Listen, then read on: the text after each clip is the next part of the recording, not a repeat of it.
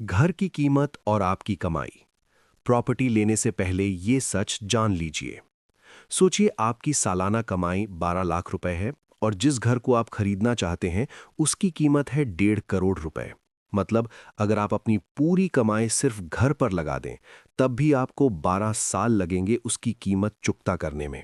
सवाल यह है, क्या ये नॉर्मल है या फिर हम रियल एस्टेट की एक ऐसी सच्चाई को इग्नोर कर रहे हैं जो हमें आर्थिक रूप से कमजोर बना रही है। Price to income ratio is equal to 12।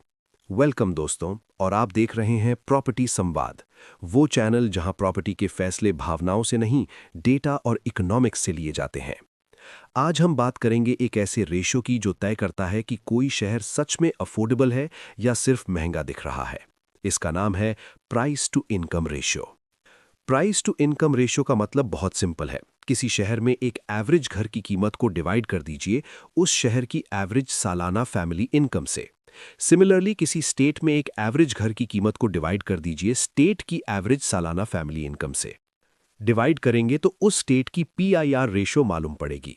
Example के तौर पर, अगर घर की कीमत 80 लाख है और परिवार की सालाना इनकम 10 लाख है तो रेशो हुआ, यानी उस परिवार को पूरे 8 साल की कमाई घर खरीदने में लगानी पड़ेगी। इसे एक्सप्लेन करने की कोशिश करते हैं। इस 10 लाख की आमदनी 100% यहाँ रीपेमेंट पर खर्च होगी, जबकि प्रैक्टिकली इस इनकम में घर के खर्च, बच्चों की पढ़ाई लिखाई पर खर्च, अकस्मात मेडिकल पर खर्चे, घूमना फिरना आदि आदि। तो इन रियल टर्म्स आप खुद अंदाजा लगाइए एक्चुअल पीआईआर कितना हुआ। इंटरनेशनली माना जाता है कि 3 से 5 का रेशो हेल्दी होता है, लेकिन भारत के बड़े शहरों में ये रेशो 8, 10, यहाँ तक कि 12 तक पहुंच चुका है। अब बात करते हैं भारत के बड़े शहरों की सच्चाई की। मुंबई। मुंबई में एवरेज घर की कीमत 1.5 से 2 करोड़ रुपए है और एवरेज फैमिली इनकम लगभग 14 लाख, यानी price to income ratio is equal to 10 से 12। ये अफोर्डेबिलिटी नहीं, मजबूरी है। तो जहां एक तरफ 1.5 करोड़ में 1 या 2 बीएचके फ्लैट ही मिलता है जो कि हर महीने में अनअफोर्डेबल है, पर लोगों का रहना मजबूरी है क्योंकि मुंबई एक कमर्शियल सिटी है, एम्प्लॉयमेंट जनरेट करता है, तो यहाँ अनऑथोराइज्ड कॉलोनीज बनती हैं, शहर से दूर दूर रिहायशी इलाके बनते हैं और लोगों को लंबा सफर करके जॉब करने आना पड़ता है। और यही स्थिति भारत के हर बड़े शहर की है, बेंगलोर, हैदराबाद, पुणे आदि। यहाँ तक कि 7-8 साल पहले जो शहर अफोर्डेबल हाउसिंग की श्रेणी में आते थे, वहाँ भी धीरे धीरे पीआईआर बढ़ रही है, जैसे पंचकुला, भोपाल, सूरत, अहमदाबाद, भुवनेश्वर, चेन्नई आदि। दिल्ली एनसीआर, दिल्ली और गुड़गांव में भी हाल कुछ अलग नहीं है। गुरुग्राम में प्रीमियम प्राइसिंग है, इन्वेस्टर डिमांड है, लेकिन एंड यूजर के लिए ये शहर तेजी से बाहर होता जा रहा है। नोएडा और ग्रेटर नोएडा। नोएडा में अभी भी रेशो 5 से 6 के बीच है, इसलिए यहाँ जेन्युइन एंड यूजर डिमांड दिखाई देती है। अहमदाबाद ऐसे शहर है जहां इनकम और प्राइस में अभी संतुलन है, इसीलिए इन शहरों में लॉन्ग टर्म स्टेबिलिटी नजर आती है। पर प्रश्न ये है कि प्रॉपर्टी के रेट्स साल दर साल बढ़ते क्यों जा रहे हैं।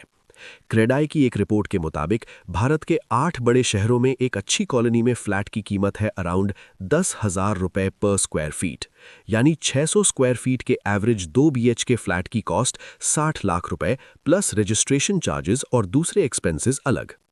प्रॉपर्टी रेट्स में जहां 2020 के बाद 9% से ज्यादा सीएजीआर की वृद्धि हुई, वहीं सैलरीज के ग्रोथ रेट में 5.4% की बढ़ोतरी हुई, यानी गैप बढ़ता जा रहा है। एक स्टडी के मुताबिक पिछले 30 सालों में प्रॉपर्टी में ऑन एन एवरेज 15 टाइम्स की ग्रोथ हुई है। इस ग्रोथ के कई कारण हैं। पहला है बेसिक इकोनॉमिक्स का फंडामेंटल, डिमांड एंड सप्लाई। ज्यादा आबादी और कम जगह।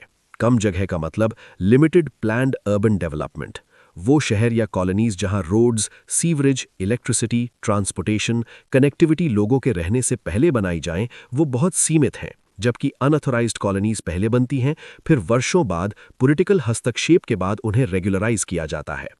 दूसरी तरफ छोटे शहरों और ग्रामीण इलाकों से लोग बड़े इंडस्ट्रियल और कमर्शियल सेंटर्स में नौकरियों की तलाश में आते हैं और रहने के लिए प्रॉपर्टी की डिमांड बढ़ती है।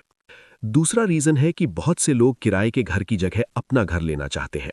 उसके पीछे सोच ये है कि किराए की जगह घर खरीदकर उसकी जगह किराए से थोड़ी ज्यादा भी हो, होम लोन लेकर ईएमआई दे देंगे, घर तो अपना हो जाएगा जिसकी वैल्यू आने वाले वर्षों में तेजी से बढ़ेगी। अब तो बैंक्स में होम लोन्स देने की होड़ लगी हुई है।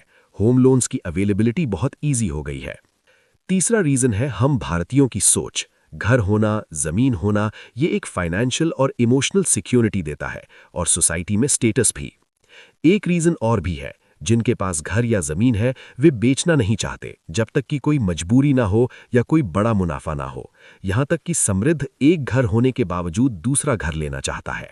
लेकिन इस प्रॉपर्टी बनाने की होड़ में बहुत लोगों को, या ऐसा कहें ज्यादातर लोगों को, एक बड़ी कीमत देनी पड़ती है और वो कीमत है ईएमआई के रूप में, जहां बैंक्स सैलरी का 60% तक कटबैक अलाउ करते हैं, जिसका मतलब एक फैमिली को अपनी अर्निंग्स का सिर्फ 40% अमाउंट रह जाता है अपने ऊपर खर्च करने को। और आमतौर पर होम लोन की रीपेमेंट टर्म 20 साल होती है। वो अपनी जिंदगी के बेहतरीन साल ईएमआई चुकाने में बिता देते हैं। इमरजेंसी फंड नहीं बन पाता, रिटायरमेंट प्लानिंग रुक जाती है और एक जॉब चेंज या मेडिकल इमरजेंसी आपको फाइनेंशियल क्राइसिस में डाल सकती है। और उनकी प्रॉपर्टी शहर के आउटस्कर्ट्स में होती है, जहां से ऑफिस दूर होता है, ट्रैवलिंग में बहुत समय बर्बाद होता है। टाउन प्लानर की भाषा में कहें तो हाई रेशो वाले शहर फैलते हैं, कम्यूट बढ़ता है और क्वालिटी ऑफ लाइफ गिरती है। प्रॉपर्टी संवाद का साफ वर्डिक्ट है, प्राइस टू इनकम रेशो समझे बिना घर खरीदना फाइनेंशियल अंधेरों में तीर चलाना जैसे है।